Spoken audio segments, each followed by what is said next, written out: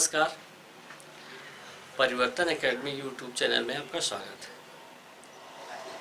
जैसा कि आप जानते हैं कि इस समय हम संविधान के जो टॉपिक है उसको हम लेकर चल रहे हैं और इसकी हम लोग शुरुआत किए थे। अभी एक ही वीडियो संविधान की पड़ी है और दूसरी वीडियो के रूप में हम लोग आज आपको प्रोवाइड करेंगे। पहली वीडियो में आपने देखा था संवैधानिक विकास, यानी भारतीय संविधान का संवैधानिक विकास कैसे कैसे हुआ, उसके इतिहास क्या क्या थे, उसके बारे में हम लोगों ने अध्ययन किया। और अब देखा जाए तो उसी का पार्ट 2 यानी भाग 2 हम लोग संवैधानिक विकास से संबंधित पढ़ेंगे। और उसमें देखा जाता है कि पार्ट 2 में हम लोग जो शुरुआत करेंगे वह 1858 के अधिनियम से लेकर 1935 के अधिनियम तक पढ़ेंगे। और इसमें कुछ चेंजिंग थी। इसके पहले जो हमने पढ़ा था वह जो भी कानून आए थे ईस्ट इंडिया कंपनी के द्वारा लाए गए थे, और अब जो कानून लाए जाएंगे वह भारत में वह इंग्लैंड के क्राउन के द्वारा, क्राउन का मतलब ताज यानी राजा के द्वारा लाया जाएगा। यानी अब भारत की सत्ता जो है वह इंग्लैंड के राजा के हाथ में चली जाएगी, कंपनी के हाथ से निकलकर, यानी ईस्ट इंडिया कंपनी के हाथ से निकलकर। इस बात को समझना पड़ेगा। इसके पीछे रीजन क्या थे उस दिन हमने थोड़ी सी चर्चा की थी, और वह क्या बात थी कि क्राउन ने भारतीय सत्ता को अपने हाथ में ले लिया। क्या कारण थे? तो कारण यह था कि 1857 की क्रांति। 1857 की क्रांति ने अंग्रेजों को यह बता दिया कि आप भारत में बहुत दिनों तक नहीं रुक पाएंगे। और फिर उन्होंने नई चाल चलते हुए एक अधिनियम लाया, 1858 का अधिनियम। यानी अब भारतीयों में अपनी छवि और अच्छी बनाने की कोशिश की। हालांकि इसका बहुत ज़्यादा मतलब नहीं निकला, लेकिन भारतीय प्रशासन उन्होंने किया था। तो इसी तरह उन्होंने एक अधिनियम लाया था 1858 का। तो 1857 क्रांति के बाद 1858 का अधिनियम लाया गया और इसके तहत भारतीय शासन प्रणाली में बहुत सारे बदलाव किए गए। वे बदलाव कौन कौन से थे इसके बारे में हम लोग चर्चा करेंगे। तो चलिए हम लोग देखते हैं भारत शासन अधिनियम 1858। और इसमें क्या हुआ कि इसके तहत कहा गया कि जो व्यवस्थाएं है उसमें परिवर्तन किया जाएगा। और वह व्यवस्थाएं जो थी, अब जो था इस अधिनियम के तहत पहला काम जो किया गया कि भारत का गवर्नर जनरल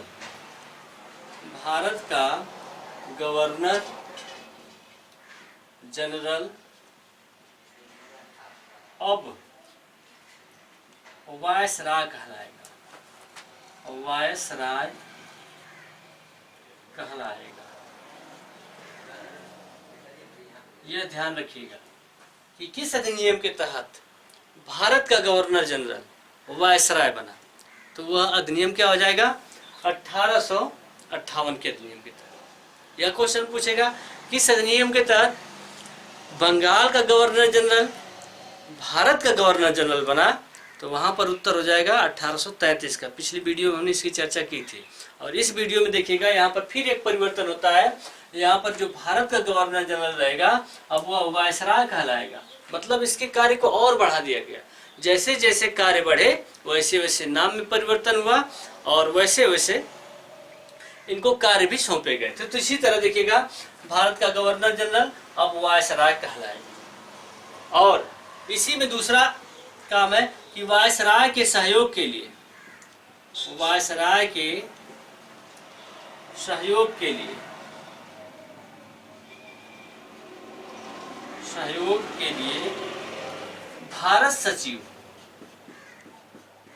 भारत सचिव नामक पद सृजित किए गए। यह जो भारत सचिव था यह भारत और इंग्लैंड के बीच की कड़ी था। यानी भारत के वायसराय की सूचना पहुंचाता था राजा के पास और राजा की सूचना भारत के वायसराय के पास पहुंचाता था, यानी भारत सचिव। तो कभी क्वेश्चन आपसे पूछे कि भारत सचिव नामक पद किस अधिनियम के द्वारा लाया गया, तो वह अधिनियम जो रहेगा 1858 का अधिनियम रहेगा। इसी अधिनियम के तहत बोर्ड ऑफ डायरेक्टर व board of control, board of control को समाप्त किया जाएगा, को समाप्त किया जाएगा। आपने पिछली वीडियो में देखा था कि कोर्ट ऑफ डायरेक्टर या बोर्ड ऑफ डायरेक्टर कहीं कहीं लिखा रहता है कि इसकी शुरुआत यानी इसकी स्थापना किस अधिनियम के तहत हुई थी। तो आप जानते हैं कि इसकी स्थापना रेगुलेटिंग एक्ट के तहत हुई थी और इसका कार्य शुरुआत में प्रारंभ में कंपनी का व्यापारिक कार्य और कंपनी का राजनीतिक कार्य दोनों देखता था, लेकिन 1784 के पिट्स इंडिया एक्ट के तहत बोर्ड ऑफ कंट्रोल की स्थापना की गई और कंपनी के राजनीतिक कार्य को अलग किया गया और कंपनी के व्यापारिक कार्य को अलग किया गया, यानी अलग अलग किया गया और उसके लिए बोर्ड ऑफ कंट्रोल की स्थापना की गई थी। यानी रेगुलेटिंग एक्ट के तहत बोर्ड ऑफ डायरेक्टर की और पिट्स इंडिया एक्ट के तहत बोर्ड ऑफ कंट्रोल की स्थापना की गई थी और इस अधिनियम के तहत दोनों को समाप्त कर दिया गया क्योंकि इसका कोई काम नहीं था, क्योंकि सत्ता अब इंग्लैंड के हाथ में चली गई थी, भारत के क्राउन के हाथ में चली गई थी, तो इसका अब कोई काम नहीं था। तो इस अधिनियम के तहत यह कार्य जो महत्वपूर्ण हुए थे इसको आप ध्यान में रखिएगा। यानी ईस्ट इंडिया कंपनी की समाप्ति की गई थी, भारत सचिव जो भी था यानी जो शासन सत्ता थी वह ताज के हाथ में चली गई थी। जो महत्वपूर्ण चीजें हैं उसको हमको जानना है। इसके बाद देखिएगा अगला जो अधिनियम आएगा 1861 का अधिनियम, 1861 का अधिनियम।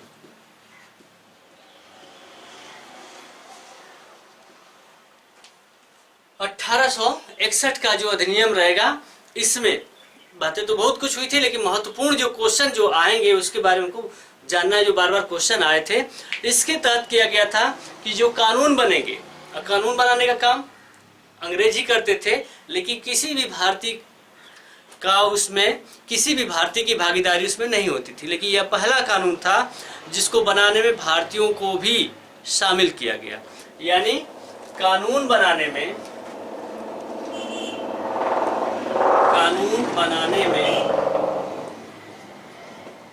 भारतीयों को भी शामिल किया गया था,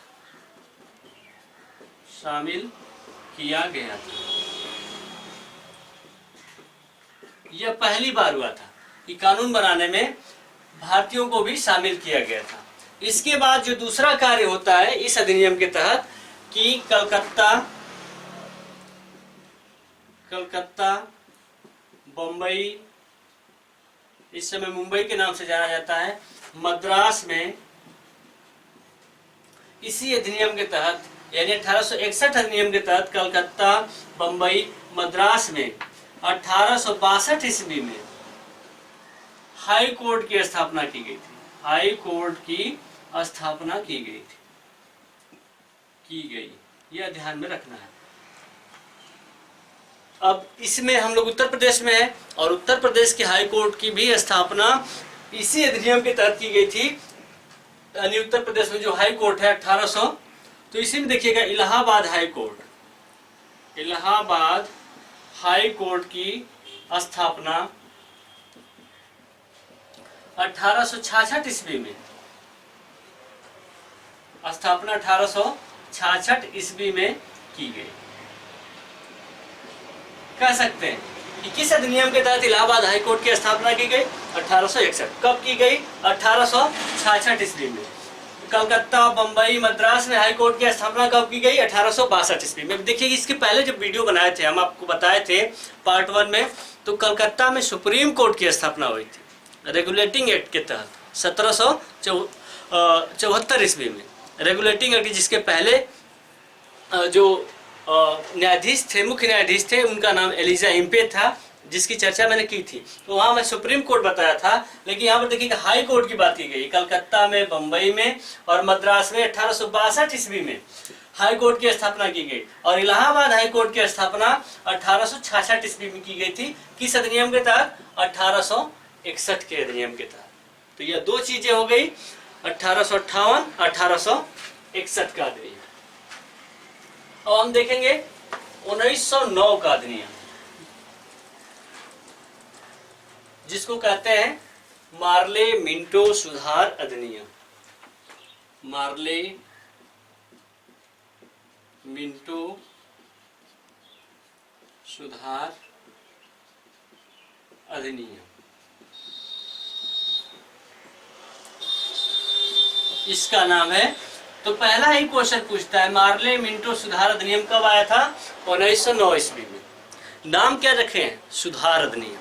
लेकिन कार्य क्या होगा? भारत में फूट डालो और राज करो। सुधार अपने लिए किए थे, न कि भारतीयों के लिए किए थे। तो मार्ले मिंटो सुधार अधिनियम 1909। मार्ले जो था वह भारत सचिव था, मिंटो जो था वह भारत का वायसराय था। तो भारत सचिव और वायसराय, इसके नाम पर यह पड़ा था, इस अधिनियम का नाम पड़ा था मार्ले मिंटो सुधार अधिनियम 1909। और इसमें क्या हुआ था? इसके पहले की घटना, आप थोड़ा सा इतिहास में चलते हैं।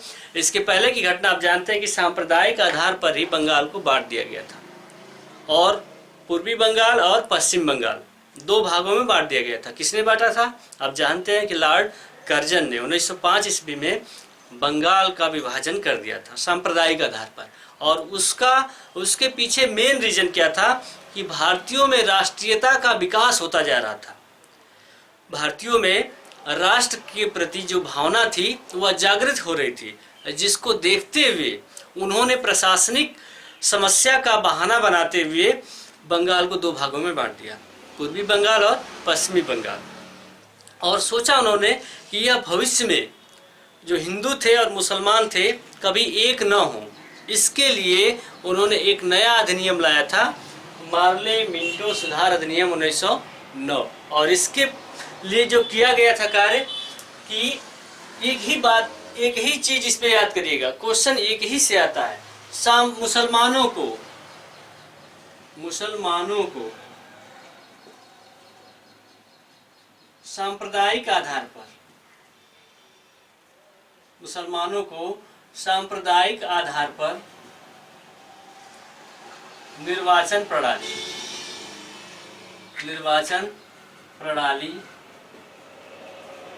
की व्यवस्था की गई। ध्यान रहे यह बात, यानी मुसलमानों के लिए सांप्रदायिक आधार पर, यहाँ पर लिख देते हैं पृथक निर्वाचन प्रणाली की व्यवस्था की गई थी, यानी अलग से निर्वाचन प्रणाली की व्यवस्था की गई थी। यानी मुसलमान अगर चुनाव में खड़ा हुआ है तो उसको वोट देने का काम भी मुसलमान ही करेगा।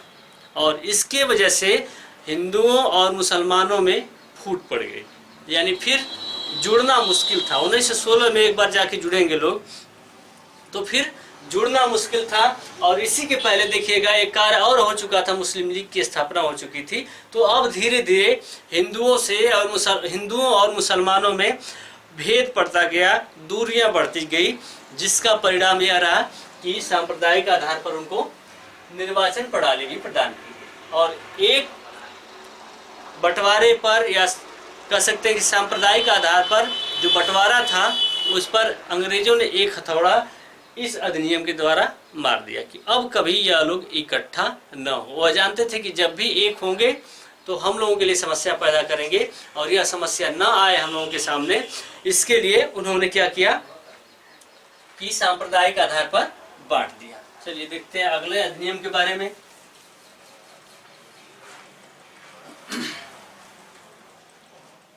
अगला जो अधिनियम आएगा मॉन्टेग्यू चेम्सफोर्ड अधिनियम।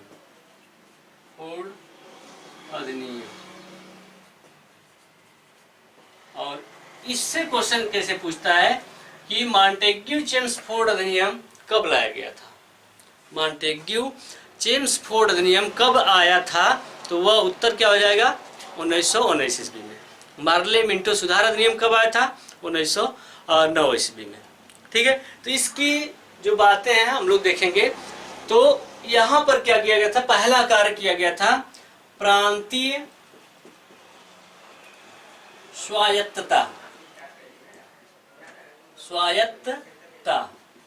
प्रदान की गई। प्रदान की गई, यानी प्रांतों को भी शक्तियां प्रदान की गई थी। और इसके लिए क्या किया गया था कि प्रांतों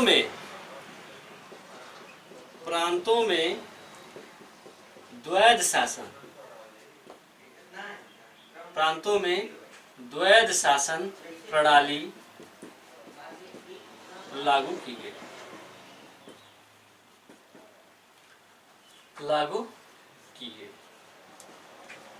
द्वैध शासन के बारे में आप जानते हैं, दोहरा शासन, दो लोगों का शासन, एक भारतीयों का शासन रहेगा और एक अंग्रेजों का शासन रहेगा। यह पहली बार था कि भारतीयों को कुछ आंशिक रूप से शक्ति प्रदान की गई थी। और यह दो कार्य बांट दिए गए थे, आरक्षित कार्य जिसमें वित्त था, जिसमें राजस्व था, जिसमें प्रशासन था, जिसमें कह सकते हैं कि पुलिस, यह जो कार्य थे वह अंग्रेजों के हाथ में थे। और शेष जो कार्य थे, शिक्षा के कार्य थे, स्वास्थ्य के कार्य थे, पानी के कार्य थे, स्वच्छ जल की जो आवश्यकता है उसका कार्य जो भी था, यह सब जो खर्चीले कार्य थे वह भारतीयों को दिए गए थे। तो दो भागों में कार्यों को बांट दिया, एक आरक्षित कार्य और दूसरा हस्तांतरित कार्य।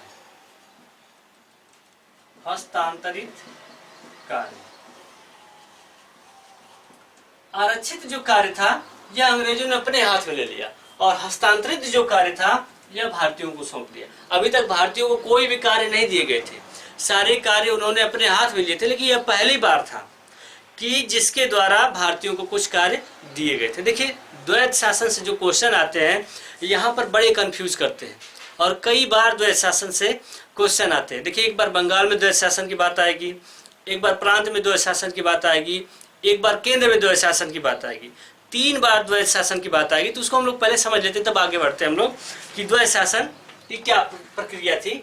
तो यह जो द्वैध शासन था इसका जनक कह सकते हैं और इस शब्द का जन्मदाता कह सकते हैं, यानी द्वैध शासन शब्द का भी जन्मदाता कह सकते हैं। तो वो इसकी शुरुआत या इसकी खोज या इसका नामकरण करने वाला जो था लियोलिन कार्टिस था।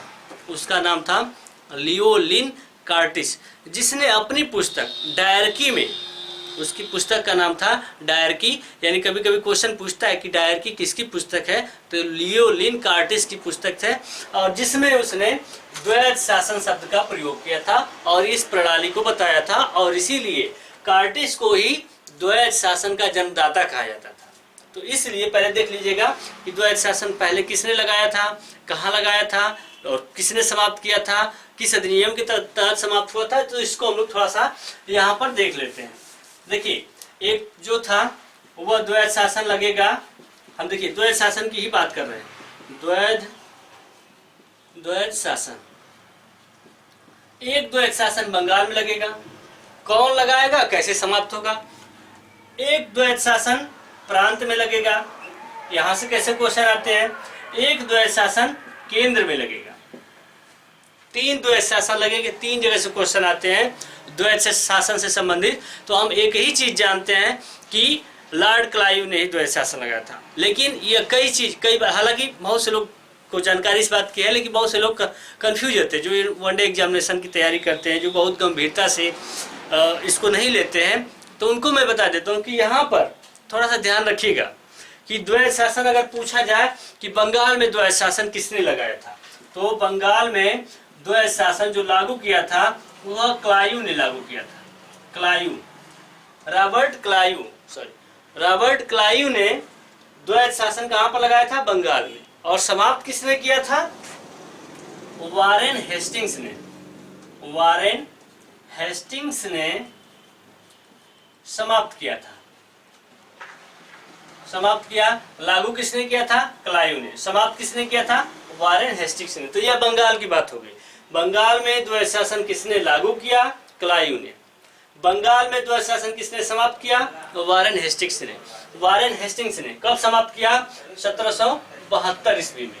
यह भी ध्यान रखना है, 1772 ईस्वी में वारेन हेस्टिंग्स ने द्वैध शासन बंगाल से समाप्त किया। यह बंगाल के द्वैध शासन का इतिहास था। अब देखिएगा, प्रांतों में द्वैध शासन की बात की जाएगी, तो यह प्रांतों में द्वैध शासन की बात की जाएगी, तो इसको भी ध्यान रखिएगा किस अधिनियम के तहत लगाया गया था।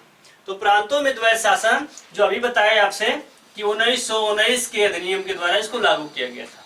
यानी लागू किस अधिनियम के तहत हुआ था? 1919 के अधिनियम, मॉन्टेग्यू चेम्सफोर्ड अधिनियम के तहत। और समाप्त किसके द्वारा हुआ था? 1935 के अधिनियम के द्वारा, भारत शासन अधिनियम 1935 के द्वारा इसको समाप्त किया गया था। यानी द्वैध शासन, अब प्रांतों की बात की जाए तो प्रांतों में द्वैध शासन किसके द्वारा लागू हुआ था? मॉन्टेग्यू चेम्सफोर्ड अधिनियम 1919 के द्वारा। किसके द्वारा समाप्त किया गया था? भारत शासन अधिनियम 1935 के द्वारा इसको समाप्त किया गया था। ध्यान रहे यह बात, आगे फिर क्वेश्चन आएगा। तो यह प्रांतों से संबंधित था। अब जो है केंद्र से संबंधित है। केंद्र के द्वैध शासन की बात की जाएगी तो यह केंद्र में द्वैध शासन कैसे लागू हुआ? तो भारत शासन अधिनियम 1935 के द्वारा आगे मिलेगा, केंद्र में द्वैध शासन लागू होगा। केंद्र में द्वैध शासन लागू होगा। देखिए, खत्म भी हुआ था प्रांतों से 1935 के द्वारा, तो प्रांतों से हटाकर कहां लगा दिया गया? केंद्र पे लगा दिया। 3 तरह के क्वेश्चन द्वैध शासन से आएंगे, प्रांतों में द्वैध शासन, केंद्र में द्वैध शासन, और उसके पहले आपने पढ़ा था बंगाल में द्वैध शासन। 3 तरह के द्वैध शासन है, और द्वैध शासन से 3 तरह से क्वेश्चन आएंगे। क्वेश्चन, बंगाल में द्वैध शासन किसने लागू किया था? क्लाइव ने। किसने समाप्त किया था? वारेन हेस्टिंग्स ने। प्रांतों में द्वैध शासन कैसे लगा था? 1919 के अधिनियम के द्वारा। प्रांतों से द्वैध शासन समाप्त किसके द्वारा किया गया था? 1935 के द्वारा। केंद्र में द्वैध शासन लागू किससे किया गया था? 1935 के द्वारा। तो यह द्वैध शासन से संबंधित क्वेश्चन है। तो यह मॉन्टेग्यू चेम्सफोर्ड अधिनियम 1919 के द्वारा इसकी शुरुआत की गई थी। महिलाओं को, अगला है, ये हटा दीजिए इसको, अगला है इसी अधिनियम के द्वारा, यानी 1919 के अधिनियम के द्वारा महिलाओं को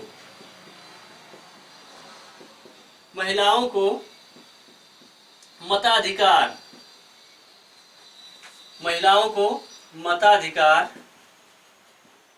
प्रदान किया गया। इस अधिनियम के द्वारा, 1919 के मॉन्टेग्यू चेम्सफोर्ड अधिनियम के द्वारा। क्वेश्चन पूछता है महिलाओं को मताधिकार का कब प्रदान किया गया था? किस अधिनियम के द्वारा प्रदान किया गया था? 1919 के द्वारा। और एक इसमें पॉइंट है, देखिएगा, जो सांप्रदायिक निर्वाचन प्रणाली थी उसका विस्तार किया गया। सांप्रदायिक निर्वाचन प्रणाली का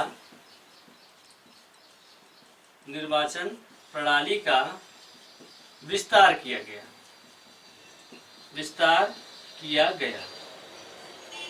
और इसमें देखिए, मार्ले मिंटो सुधार अधिनियम 1909 में केवल मुसलमानों को पृथक निर्वाचन प्रणाली की व्यवस्था की गई थी, लेकिन इसमें उसका विस्तार किया गया। तो इसमें कौन कौन लोग शामिल होंगे? इसमें शामिल हो जाएंगे सिख, इसमें शामिल हो जाएंगे ईसाई, इसमें एंग्लो इंडियन,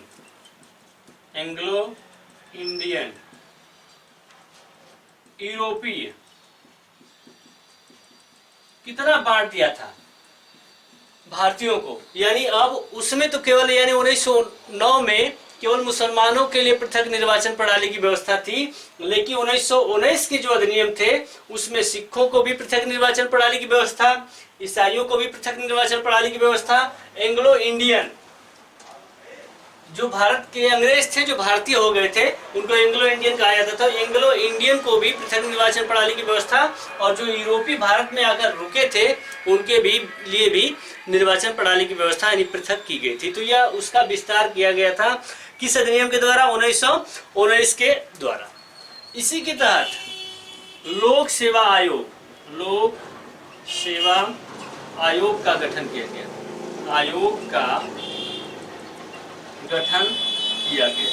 यह भी क्वेश्चन आप ध्यान रखें। इतने कार्य जो हुए थे जिससे क्वेश्चन बनते हैं 1919 के अधिनियम के द्वारा। प्रांतीय स्वायत्तता की बात की गई, यानी प्रांतों को स्वायत्तता प्रदान की गई थी। प्रांतों में द्वैध शासन प्रणाली लागू की गई थी। महिलाओं को मताधिकार का प्रदान किया गया था।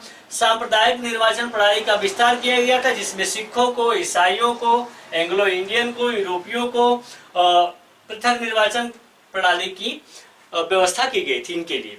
लोक सेवा आयोग का गठन किया गया था, ठीक है, यानी पब्लिक सर्विस कमीशन की बात की जाएगी तो लोक सेवा आयोग का गठन इसी अधिनियम के तहत किया गया था। तो बिल्कुल इसको याद करिएगा पॉइंट टू पॉइंट, तो आपको दिक्कत नहीं होगी, क्योंकि यहाँ से भी क्वेश्चन हमने देखा है विगत कई वर्षों से, यहाँ से भी क्वेश्चन, यानी लोक सेवा आयोग का गठन किस अधिनियम के तहत किया गया, यहाँ से भी महिलाओं के मताधिकार का प्रयोग उनको कब दिया गया था, मताधिकार की शक्ति, यह 1919 के अधिनियम के तहत। प्रांतों में द्वैध शासन काफी सरल क्वेश्चन हो चुका है, बहुत से लोग जान चुके हैं इसके बारे में, लेकिन यहाँ से थोड़ा सा जिसको हम लोग इग्नोर करते हैं, कहेंगे क्वेश्चन वहाँ कभी क्वेश्चन इस तरह पूछता है कि सांप्रदायिक आधार पर पृथक निर्वाचन प्रणाली का विस्तार किस अधिनियम के तहत किया गया था। देखिए विस्तार की बात की जाएगी, तो विस्तार की बात जब की जाएगी तो 1919 का अधिनियम आ जाएगा, जिसको क्या कहते हैं, मॉन्टेग्यू चेम्सफोर्ड अधिनियम। तो यह बात ध्यान में रखना है।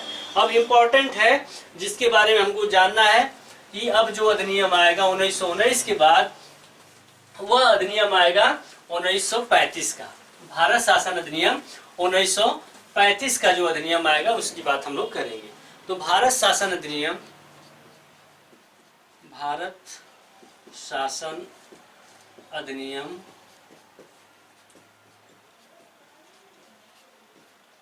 1935,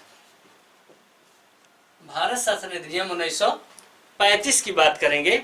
और भारत शासन अधिनियम 1919 से 1935 के बीच में जो घटनाएं हुई थी तो उसके बारे में आप जानते हैं कि 1919 के समीक्षा के लिए कहा गया कि 10 वर्षों पर जांच की व्यवस्था की जाएगी। तो 10 वर्ष से पहले ही भारत में साइमन कमीशन आ चुका था, और भारत में साइमन कमीशन का जो विरोध हुआ था उसमें देखा जाए तो वह विरोध, उस विरोध में लॉर्ड बर्केनहेड ने भारतीयों को चुनौती दी थी कि भाई आप लोग अगर इतना ही विरोधी हैं, इतना ही अगर आप लोग सक्षम हैं, तो बिना किसी मतभेद के आपस में मिलकर एक आम सहमति से संविधान का निर्माण कर लीजिए, हम आपकी चुनौती को स्वीकार करते। तो वह कुछ बातें चल रही थी, हालांकि नेहरू रिपोर्ट गठित की गई थी, नेहरू कमेटी गठित की गई थी, उन्होंने अपनी रिपोर्ट दी थी, और इसी के विरोध में जिन्ना ने भी अपनी 14 सूत्री मांग को रख दी इसके सामने। तो वहां पर बात नहीं बन पाई, लेकिन एक अधिनियम लाया था अंग्रेजों ने, भारत शासन अधिनियम 1935 की, और इस अधिनियम के द्वारा जो कार्य हुए थे उसको हमको देखना है कि केंद्र में द्वैध शासन लागू किया गया।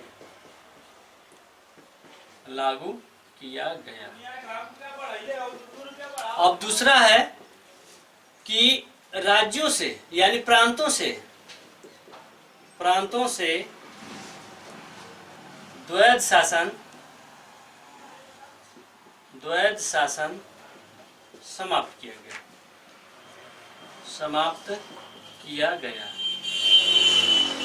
एक चीज देखिएगा, अभी हमने इसके पहले बताया था कि केंद्र में द्वैध शासन लागू किया गया और प्रांतों से हटाकर कहाँ लागू कर दिया गया, केंद्र में। लेकिन अधिनियम एक ही था, 1935 के अधिनियम के द्वारा ही यह कार्य किए गए थे। इसके बाद अखिल भारतीय, इसको ध्यान रखना है, अखिल भारतीय संघ की स्थापना की गई।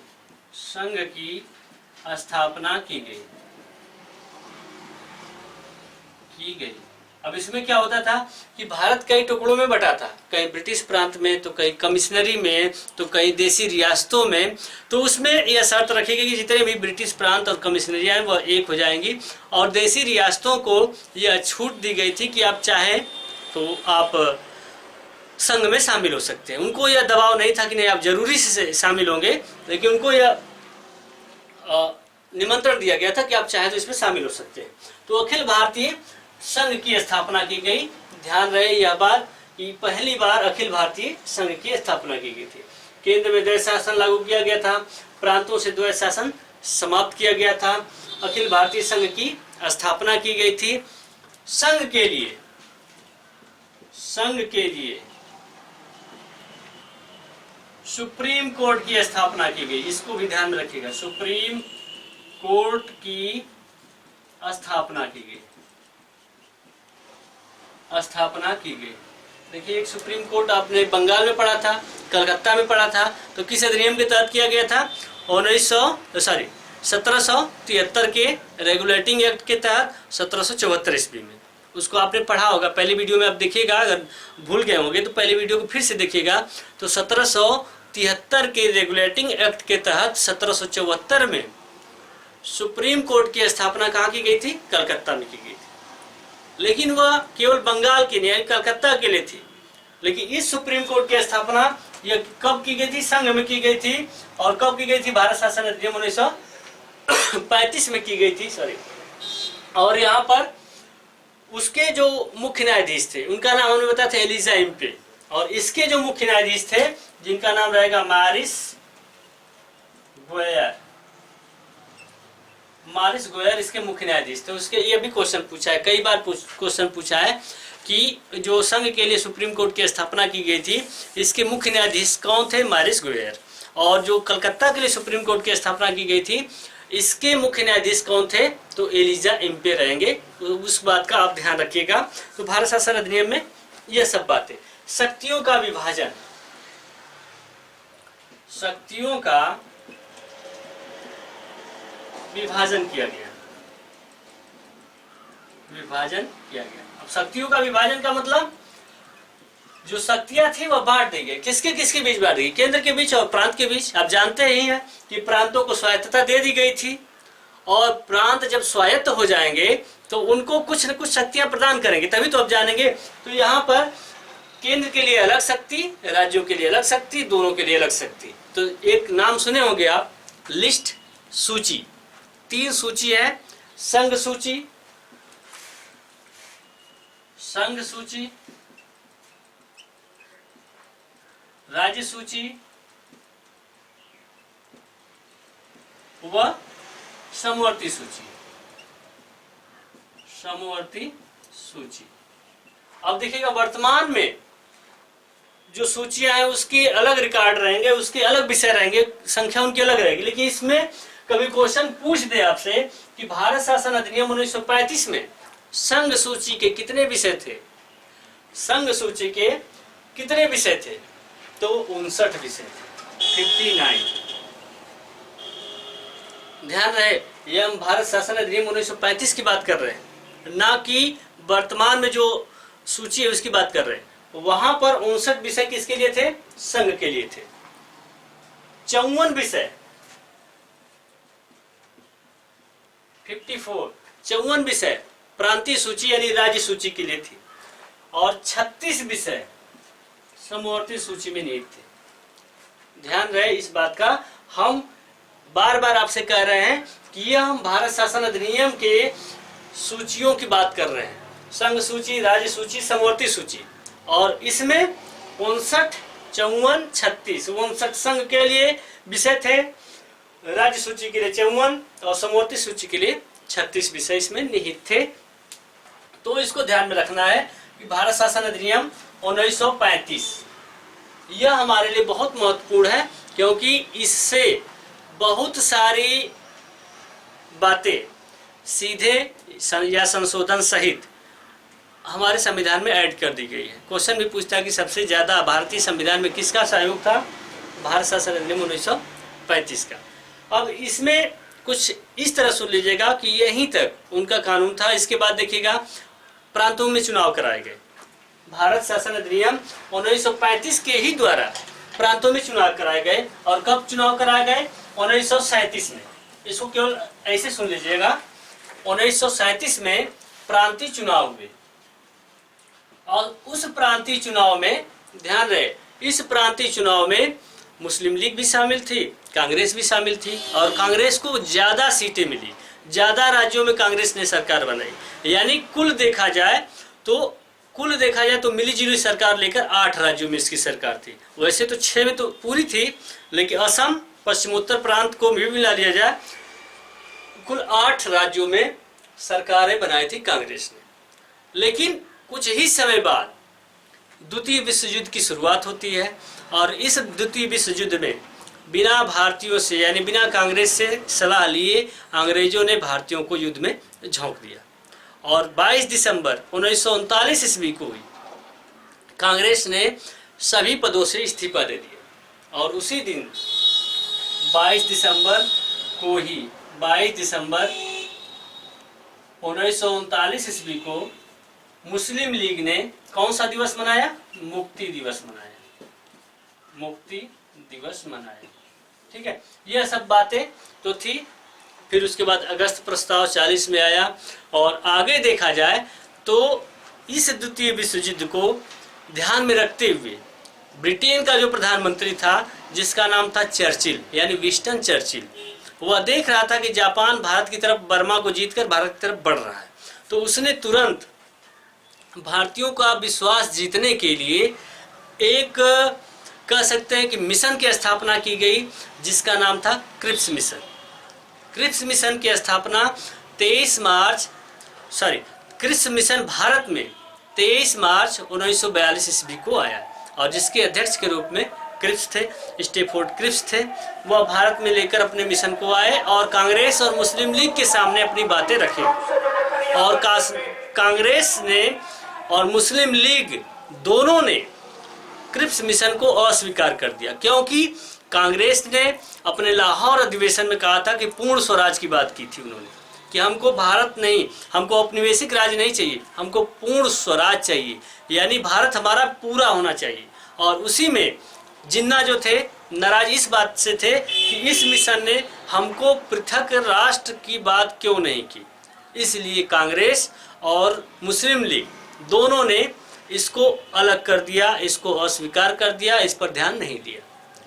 और कुछ ही समय बाद क्रिप्स मिशन के बाद फिर देखा गया कि 1945 ईस्वी में 6 अगस्त और 9 अगस्त हिरोशिमा और नागासाकी पर अमेरिका ने बम गिराया और कुछ ही समय बाद आप देखेंगे तो विश्व युद्ध समाप्त हो गया, यानी दूसरा विश्व युद्ध समाप्त हो गया। और दूसरा विश्व युद्ध जब समाप्त हुआ तो वहाँ पर यानी ब्रिटेन में चुनाव हुए और ब्रिटेन में जो चुनाव हुए तो जो कंजर्वेटिव पार्टी जिसका प्रधानमंत्री चर्चिल था इसकी बुरी तरह से हार हुई और जीता कौन? लेबर पार्टी की जीत हुई जिसके प्रधानमंत्री बने क्लीमेंट एटली। क्लीमेंट एटली मानवतावादी थे, वह नहीं चाहते थे कि किसी को गुलाम बनाया जाए और उन्होंने कहा कि भारतीयों को जल्द से जल्द स्वतंत्र किया जाए और उन्होंने एक मिशन की स्थापना की, यानी 14 मार्च 1946 को कैबिनेट मिशन का गठन किया गया और 24 मार्च 1946 ईस्वी को कैबिनेट मिशन भारत आया और इन्होंने अपनी बात रखी और कहा कि पहले एक अंतरिम सरकार का गठन किया जाएगा, संविधान सभा का गठन किया जाएगा जो संविधान निर्माण का कार्य करेगी और उस तरह धीरे धीरे संविधान बनने की प्रक्रिया की तरफ हम लोग बढ़ गए। तो शेष जो अंतरिम सरकार है, संविधान सभा का गठन है, संविधान सभा की बैठकें हैं, संविधान का अंगीकृत होना, संविधान का लागू होना, सब चीज़ें हम लोग एक वीडियो में और ऐड करेंगे। तो आज के लिए बस इतना ही। कल शेष जो बचा है संविधान को लागू होने तक की जो वीडियो रहेगी वो आपको कल मिलेगी। आज के लिए बस इतना ही। बहुत बहुत धन्यवाद।